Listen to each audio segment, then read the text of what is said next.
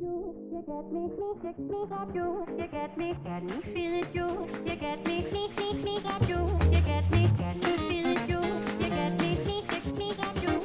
Welcome. We are talking politics and religion without killing each other. I am your host, Corey Nathan. It's an honor to be a part of the Democracy Group, a network of podcasts that examines what's broken in our democracy and how we can work together to fix it.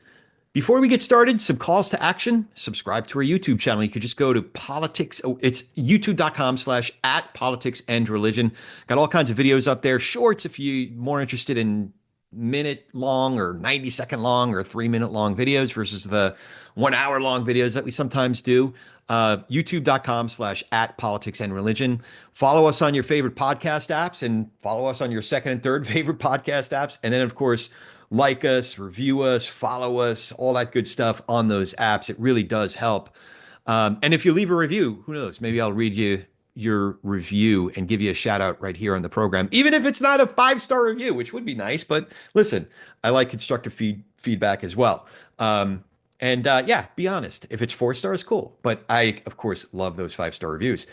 And follow us on Substack. I am at Corey S. Nathan, at Corey, S as in Sam, Nathan, at Corey S. Nathan. That works for Substack. It also works for a bunch of other social media apps. We're on Facebook, and I don't really do Twitter much anymore. I check in just to see who's yelling at me, but I'm definitely on Blue Sky and Threads, and I don't know. Substack is really kind of growing on me, and I'm more active on there, but there's a few of them. Instagram, there's a few of them that we're pretty active on. So they're all at Corey S. Nathan, at CoreysNathan, at Corey S. Nathan. And I'll put links in the show notes just to make all this stuff really easy to find.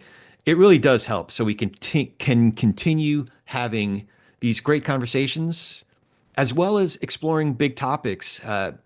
You bearing with me as I think through some of this stuff. Like what I wanted to talk about today, and that is simply, how are we doing? How are we doing as a country? How have a lot of pundits, a lot of political shows are doing this, 100-day check-in thing. So I'm not going to do something exactly like that, but it is a benchmark that's worth looking at. So I just figured I'd do a temperature check as well. So today, if we are looking at what I thought the election was about before the results came in, as I mentioned, right after the election, I got a lot wrong. But as this thing is playing out now that we have a few months under our belts with this new administration, it is clear that much of what was driving the lens through which I was viewing this election was actually pretty right. And it's not just me, it's a larger pro-democracy, pro-decency coalition that entire coalition got right. So yeah, it's still about democracy. It's still about decency. But as we learned last November 5th, it was definitely about the price of eggs. And it's still about the price of eggs. And apparently it's about the price of toys and gas and just about everything. Speaking of prices, but it's also about immigration policies and so much more. Like the culture wars are still raging, of course, but taking a look at how it's going so far will also allow us to look ahead at 2026 and 2028, which I'll at least preview, if not go too much into depth. But I just don't want to get too far ahead of my skis. So just resetting here, this is what I wanted to talk about. Where we are right now in light of where we've been. For me, it's still about democracy and decency. And that's what it was about for me leading up to the election.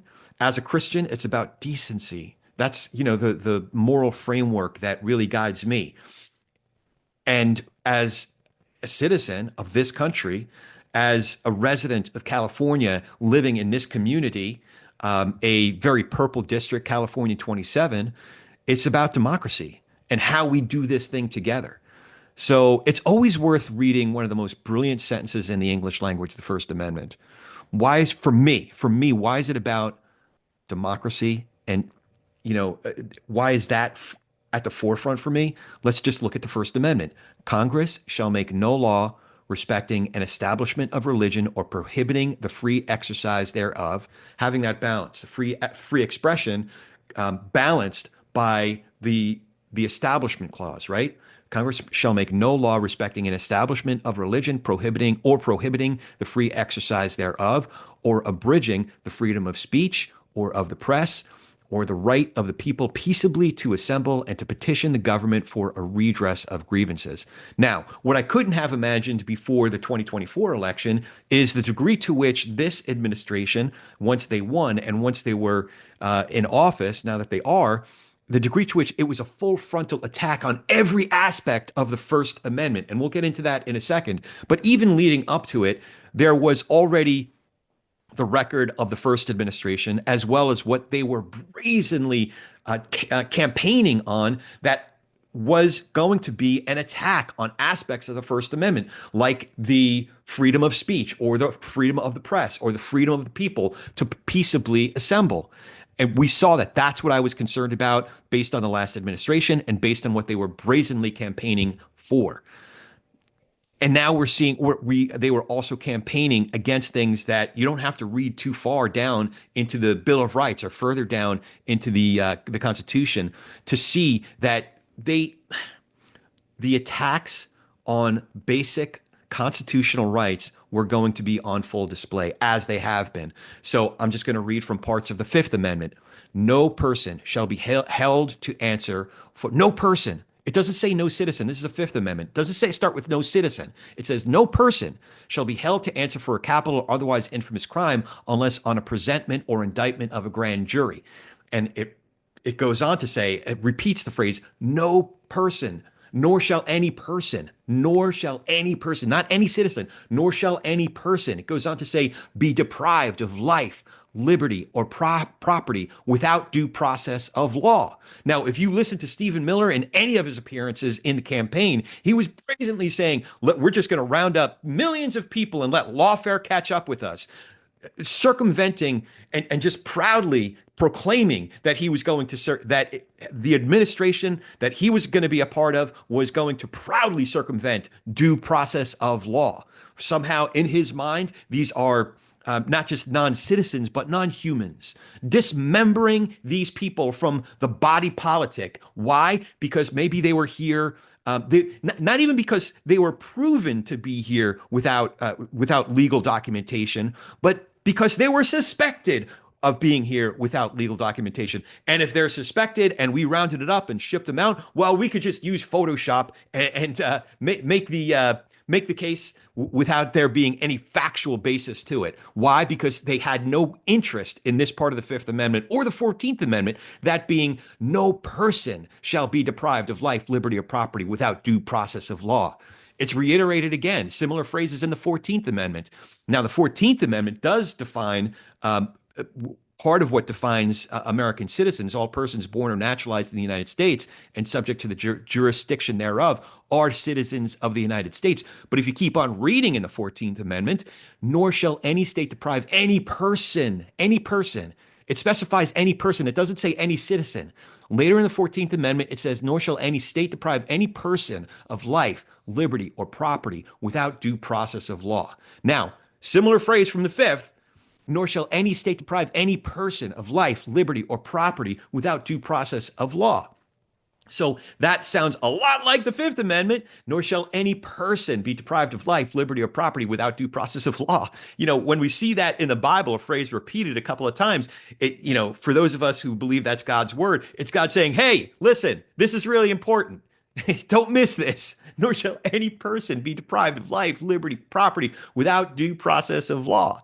So we saw what the Trump campaign was proclaiming, what they were running on, and now that we're in the administration by a few months, past the 100-day mark, we see that's exactly what they're doing. But I'll get to that in a second.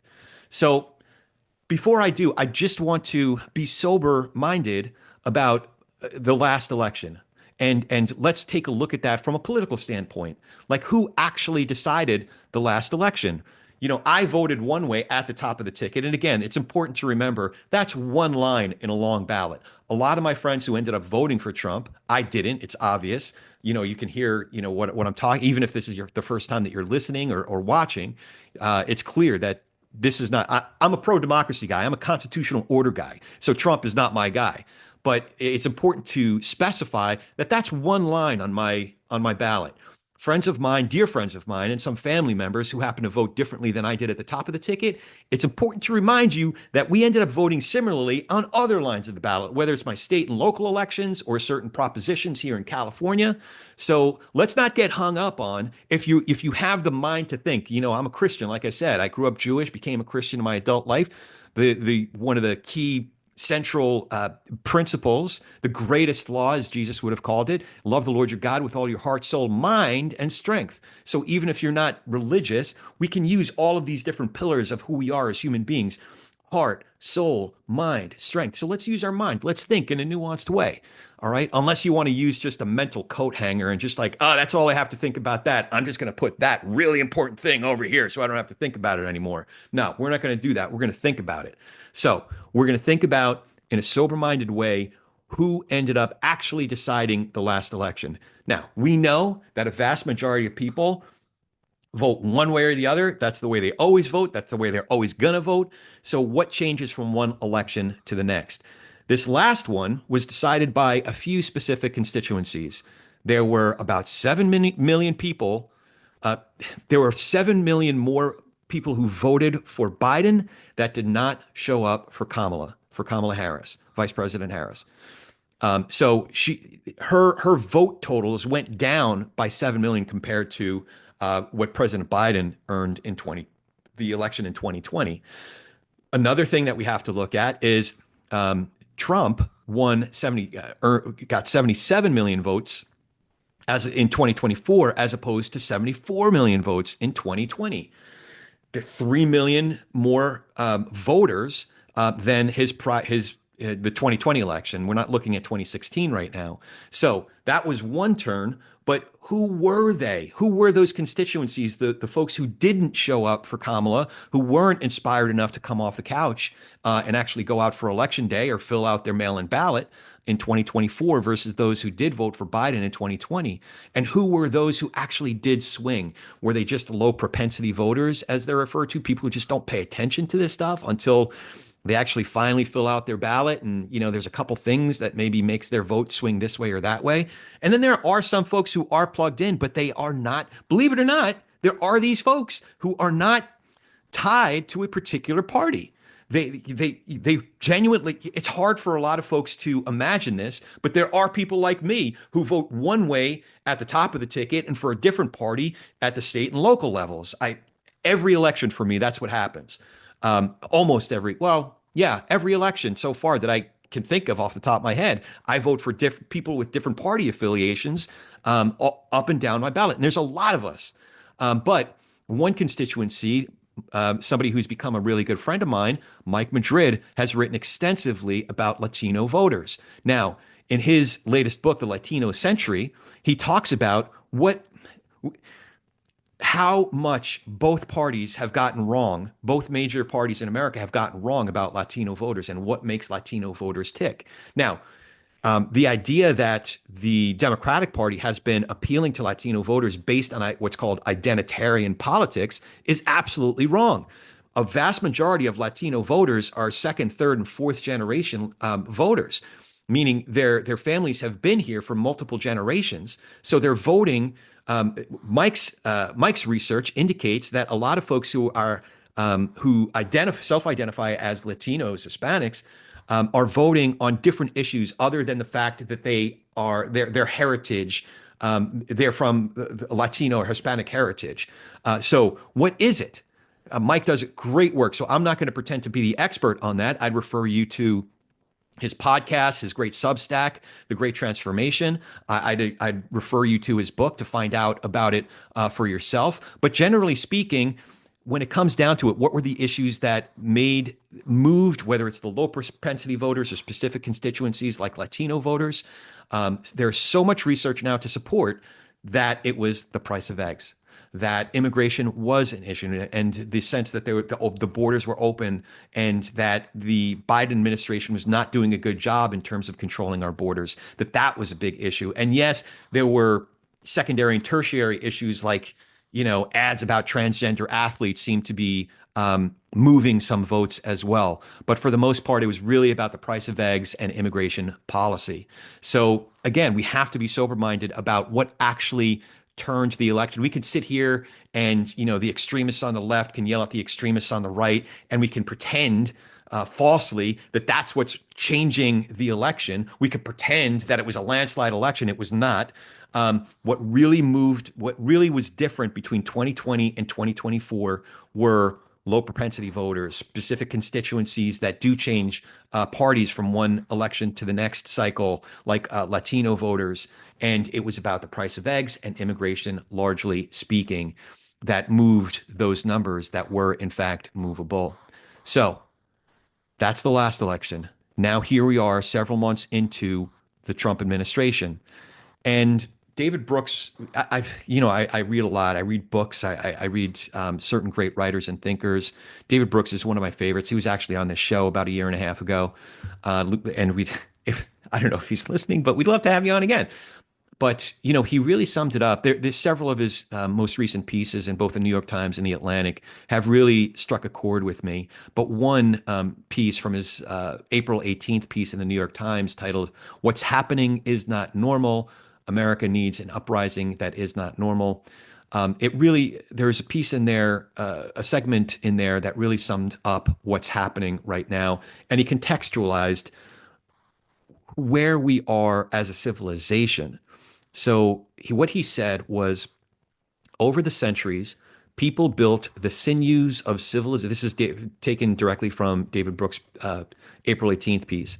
He said, over the centuries, people built the sinews of civilization, constitutions to restrain power, international alliances to promote peace, legal systems to peacefully settle disputes, scientific institutions to cure disease, news outlets to advance public understanding, charitable organizations to ease suffering, businesses to build wealth and spread prosperity, and universities to preserve, transmit, and advance the glories of our way of life. Now, I really appreciated this summary because if you look at it, every aspect of that, every pillar of our society is being directly attacked. Constitutions to restrain our power. I talked through a little bit about what I was concerned about leading up to the election. Again, the First Amendment, Congress shall make no law respecting an establishment of religion or prohibiting the free exercise thereof or abridging the freedom of speech or of the press or of the right of the people to peaceably assemble or to petition the government for a redress of grievances. Now, every aspect of this First Amendment is under attack. The freedom of the press, meaning Trump is still suing the Des Moines Register. Because why? Because they published a poll that he didn't like prior to the election. The freedom of speech. A student writes an op-ed for a student newspaper and is rounded up as if she's a terrorist. The freedom of speech is being attacked, or the right of the people to peaceably assemble. People are being attacked, and he's putting it. This is what's really disgusting to me. He's putting it under the guise of, he's attacking anti-Semitism. As I said, I grew up Jewish. I still identify as Jewish, even though I believe in the whole Jesus thing. That's a whole other conversation. But I am still Jewish. I have family in Israel. So don't pretend that it's about anti-Semitism. Hey, guy, Trump, the guy who bear hugs anti-Semites, the guy who goes out to dinner with anti-Semites, the guy who's at the who's at the rally in North Carolina, referring to, and I know some folks are going to have a problem with this, but to very fine people, the Unite the Right rally, this dude cozies up way too readily with one real anti-Semite after another. Now, listen, I have my differences with folks who were at the student protests throughout last year. After October 7th of 2023, I have significant differences with what they were protesting about, but I firmly, strongly believe in their right to peaceably assemble. Especially when we disagree is when we need to protect those rights. So Trump is attacking universities, and he's arresting individuals who were engaged in their constitutional rights to peaceably assemble. And now we also see that he's directly attacking the right to petition the government for a redress of grievances, which I'll get into in a second. So constitutions to restrain power, international alliances to promote peace. Now, if you say what you want about, have whatever position you want about um, Ukraine and President Zelensky, we can agree or disagree on that. But in general, I am in favor of democracies, and I am in favor of sovereign countries, their right to exist without being attacked by other powers that are violently attacking their domain, their dominion. And that's what we've been seeing over these last 3 years now with Putin's Russia attacking a sovereign country, the sovereign country, our democratic ally of Ukraine. Now, whether you support policy to support them actively, that's another conversation that we've explored in other conversations, and we're going to have Lieutenant Colonel Vindman on this show in a few weeks to go further into that. But in general, I support our democratic allies, and I do not support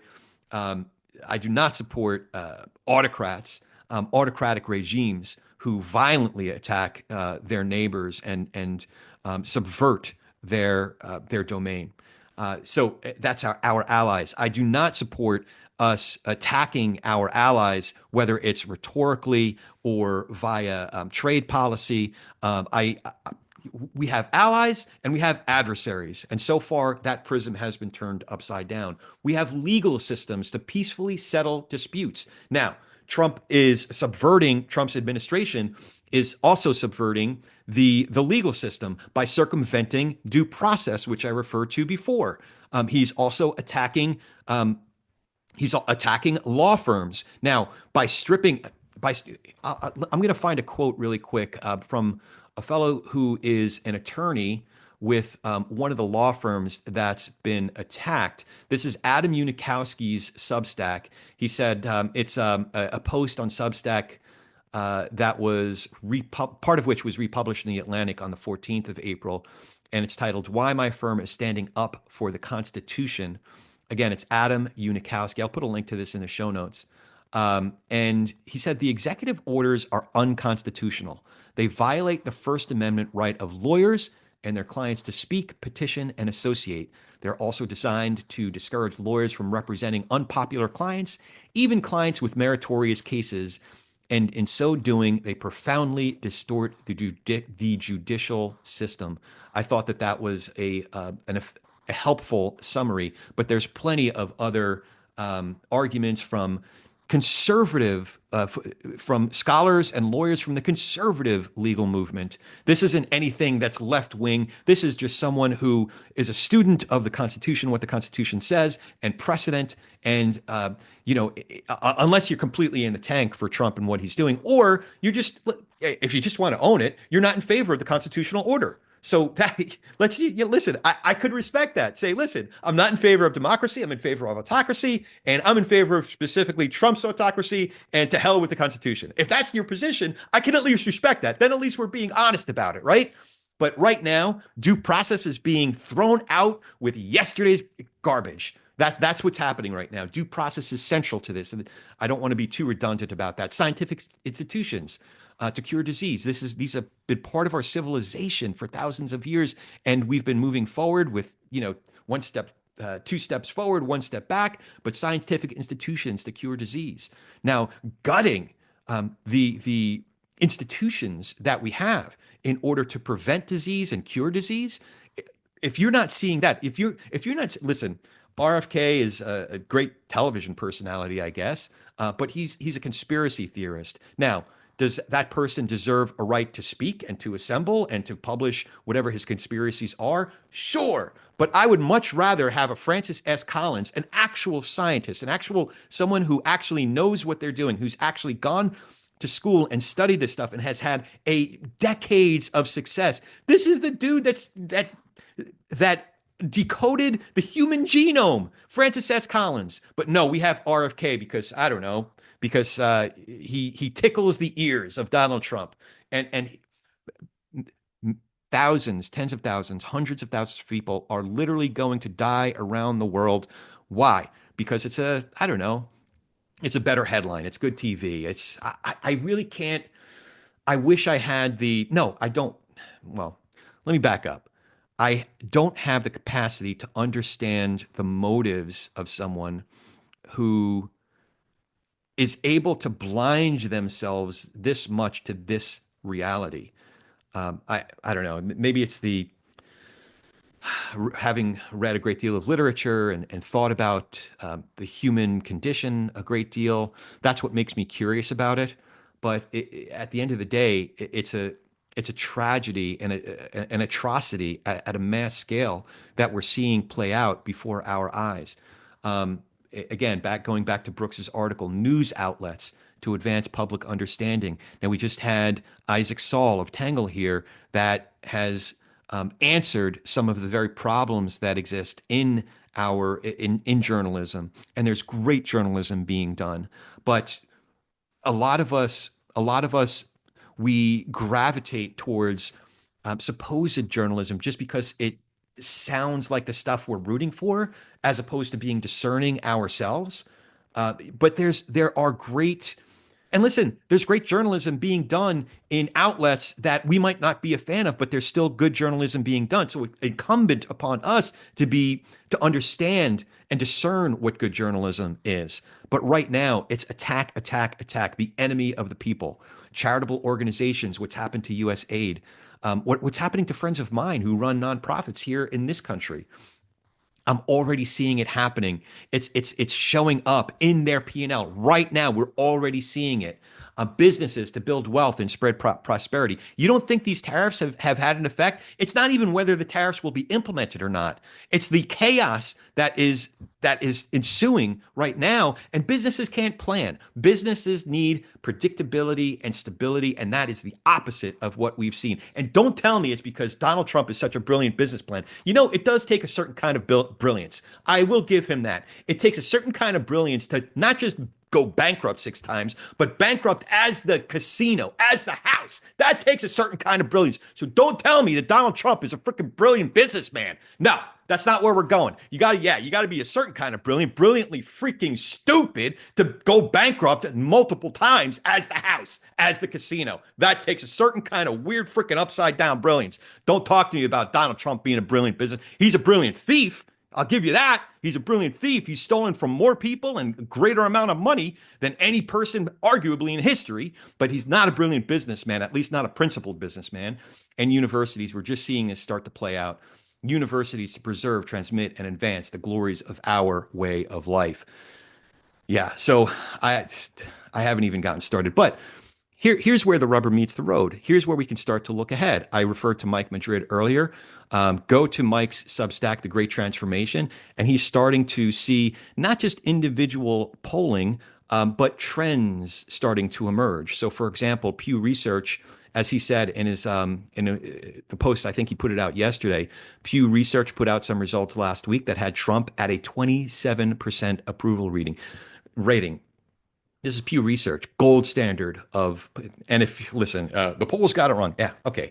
You're probably not listening to this podcast because we like actual information and we like actual facts, not, alternative facts or just the facts that you like. Okay, so for those of us who, appreciate, good science and good methodology and good polling, Pew Research. Another really highly rated polling place, Reuters released a poll showing steep declines in Trump's handling of the economy and Latino support in the mid 30s, 34%. This would mean, as Mike said, this would mean a 10-point drop in 100 days. 10-point drop in 100 days. That's pretty significant. That's pretty historic, actually. So we can see on the very things, like I said earlier, the very things that Trump won on, and the people that Trump's campaign was able to persuade, This is a very, very steep decline based on what's actually happening and the voters that will actually move. Not the people who are so devoted Trump loyalists, not the people who are so in the tank for, and just vote Democrat every time, no matter what. But the people who actually decide elections in key states like Michigan, Wisconsin, Arizona, the states that actually, that the purple states that actually move from one election to the next. Now, looking ahead at 2026 and 2028, what's it going to be about? For me, again, it's still about democracy and decency. Decency again. You don't have I've said it before. I'll say it again. You don't have to go to you can open up basically any page of the Bible and it testifies against the words, actions, and character of Donald Trump. So that's a non-starter for me. And the one that always comes to mind is the fruit of the Spirit: love, joy, peace, patience, kindness, goodness, gentleness, self-control. Against such things, there is no law. And listen, I know that I am not the perfect representative, but here's the thing. I might love Jesus, but I ain't Jesus. That's the one thing I know. I believe in God, but I ain't God. So I'm not going to pretend to be the second coming. I'm not going to pretend to be the chosen one. I'm not going to pretend to be something I'm not. I know I'm working on all these things. And by the way, I ain't running for president either. Some of you are like, oh, thank God he's not running for president. But I'm not pretending to be perfect at all those things. But I'm saying if we just use some simple whatever your threshold might be for bad behavior or compass might be for virtuous behavior, there's no other way to measure this. And if you look at the actions of the administration as a whole, decency, basic decency, an administration as a whole, how does it bring itself to deport kids, 2-year-old, 4-year-old, 7-year-old kids, some of whom are being treated for cancer? Like, how much more of a picture do you need of cruelty for cruelty's sake? Decency. So for me, it might be something different for you, but for me, it's about decency and it's about democracy, like I've been talking about so far. Now, for the groups that decided 2024, maybe it is about the price of eggs and toys. Um, so looking at that score, it ain't going well. We could talk about the direction of the stock market. We're in correction territory by far, and many analysts are seeing that recession is a more than likely possibility. We can look at GDP. It went down for the first time in several years in Q1, and Q2 ain't going to be any prettier. I can assure you that. Now, what does that look like in terms of regular guys like me, guys who got a window cleaning company? What does that look like? It means the price of eggs. It means whether I can buy my kids, a Christmas present. And it's showing up. I read a story about a toy company, a guy who's had multi-generational company, about a 75-year-old company, and his thing is making board games like Monopoly, but with different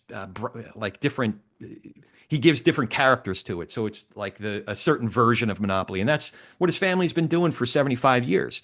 And he had a shipment on order that it was a certain price, but once he made the order, the tariffs went into effect, and it was literally more than three times as much. He had to reject the order. He couldn't do it. How does a business plan for that?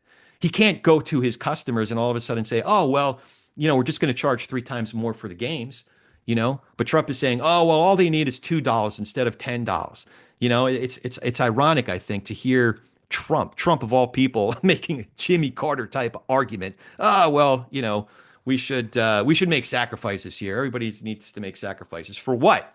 For what? So you can sell your Doge meme coin or something like that? No, that's not how it's going to work. So I think at the end of the day, the people who actually did decide the election, those few million people in the middle, whether it's a low propensity voters, Latino voters, other constituencies in key states, Pennsylvania, Wisconsin, Michigan, Arizona, Nevada, Georgia, these folks, when the prices of eggs and gas and toys aren't going down, but they're going up, and people that they know are losing their jobs because, I know that we just added some jobs, but that unemployment number has not gone back down.